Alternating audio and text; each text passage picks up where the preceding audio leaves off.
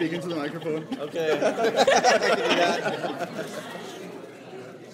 So you did the panel last year too. I did. What's it like this year in comparison to last year? You know, last year was a shock. I remember standing rather, with Jake Harns, who plays Brennan on our show, and we hadn't seen the room, and we didn't know how many people were out there. And, you know, they brought us to the stairs that lead up to the stage, and we said, wow, that's kind of a big stage. And then we heard the speakers playing the trailer promo that they had, and then the enormous applause, and I just turned to Jay, and he turned to me, and he said, how big is this room? So I didn't have, I wasn't freaked out as much, but, you know, I gotta say, it was just as exciting and cool as ever, and, you know, we're secretly fearful that, like, are they going to come back this year? But, you know, our fans are so awesome and kind of loyal, and they, you know, go along for the ride. Even, you know, we're trying new things and trying to push the envelope in different ways, and they're just kind of, you know, really responding to it. So we're so lucky to have them. And being here is such a treat for us to kind of interact with them. Do you do other things in con, or do you just come here, do this, and then take off? Yeah, I mean, we're all comic book fans and movie fans, and we're fanboys ourselves.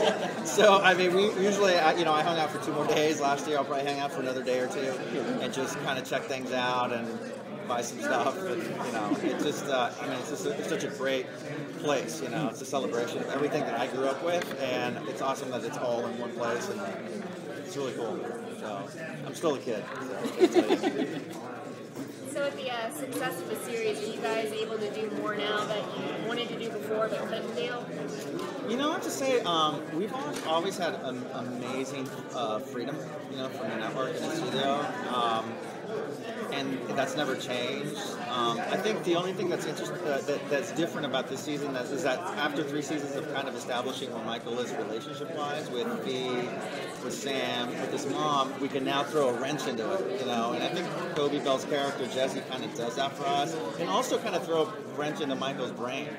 He burns a guy, he lies to him about it, he enters squarely, like, a lot of gray territory, and, like, where he takes off, where he goes from here, is still kind of really fluid for us, and, you know, and it's exciting for us to write, and it's really exciting for Jeffrey to act. I mean, he really wants to go to different places, so I would just say what's different is same freedom, but now we get to push the envelope a little bit more than we have, so.